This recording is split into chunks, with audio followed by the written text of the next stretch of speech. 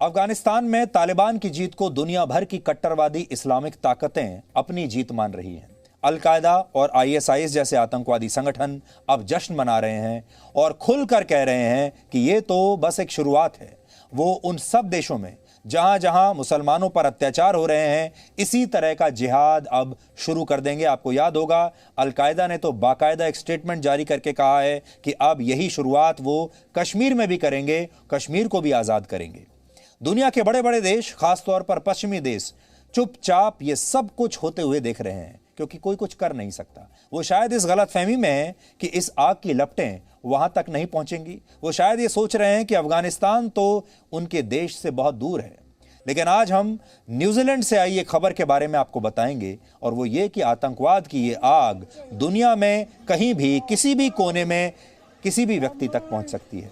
आज न्यूजीलैंड के ऑकलैंड शहर में एक सुपरमार्केट में आईएसआईएस के एक आतंकवादी ने लोगों पर चाकू से हमला कर दिया। इस हमले में 6 लोग घायल हुए हैं, जिनमें 3 की हालत काफी गंभीर है। आप इस हमले का 20 सेकंड का ये वीडियो देखिए जो हमारे पास आया है।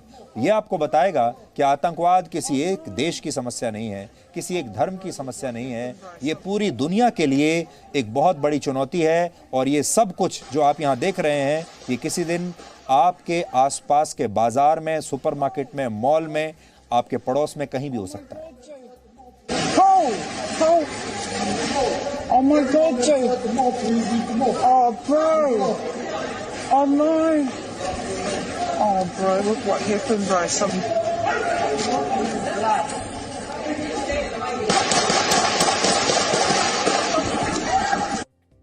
What happened today was despicable. It was hateful. It was wrong. It was carried out by an individual, not a faith, not a culture, not an ethnicity, but an individual person who is gripped by ideology that is not supported here by anyone or any community.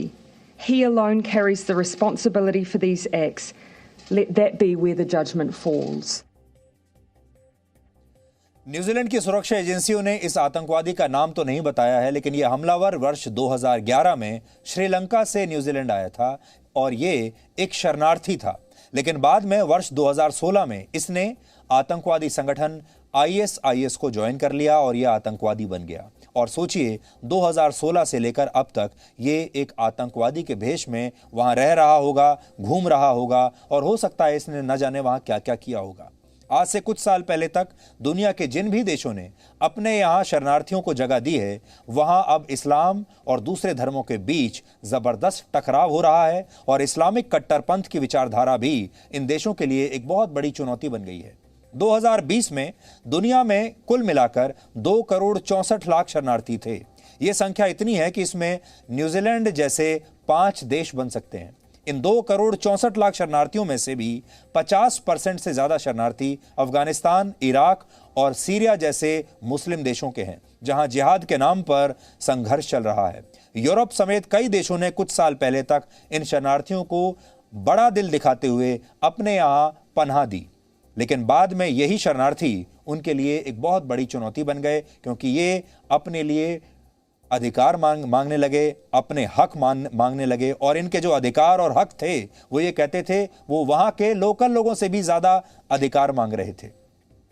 उदाहरण के लिए, France में आज से कई साल पहले हजारों मुस्लिम शरणार्थियों को शरण दी गई, लेकिन कुछ सालों के बाद इन लोगों ने अपने लिए एक अलग शिक्षा, अलग पूजा पद्धति के अधिकार की मांग शुरू कर दी।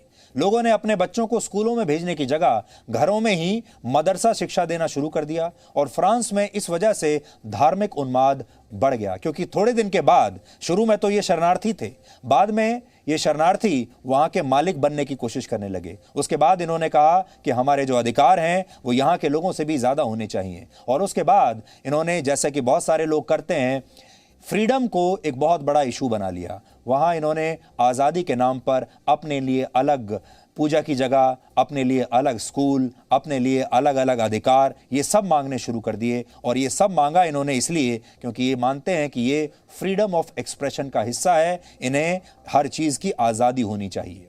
इस स्थिति से निपटने के लिए फ्रांस को इसी साल एक नया कानून लाना पड़ा, जिसके तहत उसने ऐसे तमाम शरणार्थियों को उस कानून के दायरे में लाकर इन्हें अनुशासन में लाने की कोशिश की।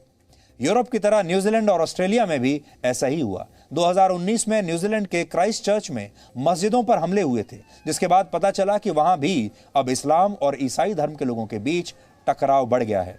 आज ये सभी देश मुस्लिम देशों के शरणार्थियों से इतना डर चुके हैं कि उनके लिए इन्होंने अपने नियम अब और कड़े कर दिए हैं। जैसे दक्षिण अफ्रीका ने कहा है कि वो अफगान शरणार्थियों को अपने यहाँ जगह नहीं देगा। फ्रांस ने कहा है कि वो अब बहुत ही गिने चुने लोगों को ही शरण देगा और इन लोगों की भी पूरी पहले जांच करेगा। रशिया तालिबान का साथ जरूर दे रहा है, लेकिन अफगान शरणार्थियों को अपने देश में जगह देने से उसने साफ इनकार कर दिया है। स्विट्जरलैंड ने भी कुछ ही शरणार्थियों को आने देने की बात कही है और टर्की तो एक मुस्लिम देश होते हुए भी अपने देश में शरणार्थियों को आने से रोकने के लिए 295 किलोमीटर लंबी एक दीवार बना रहा है।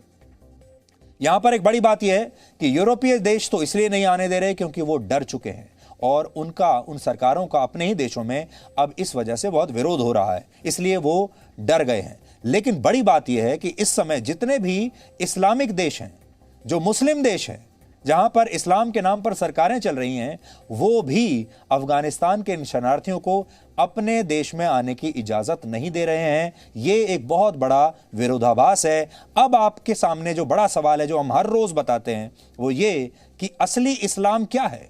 असली इस्लाम तालिबान के साथ है या असली इस्लाम अफगानिस्तान के उन बेचारे उन नागरिकों के साथ है, उन लोगों के साथ है जो इस समय अपनी जान बचाने के लिए इधर उधर भाग रहे हैं? इस्लाम किसका साथ देगा?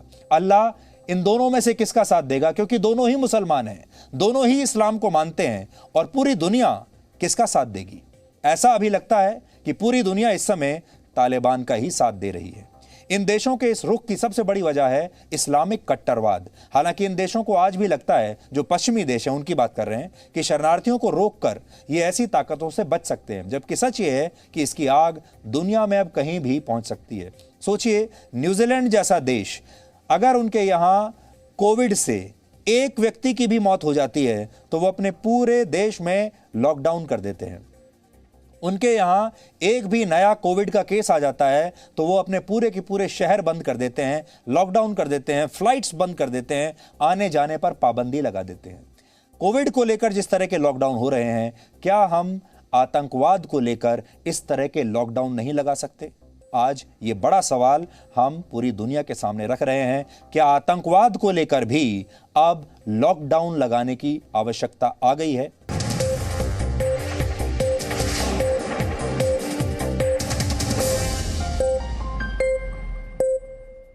Presenting B News app, available on Google Play and App Store. Download it now.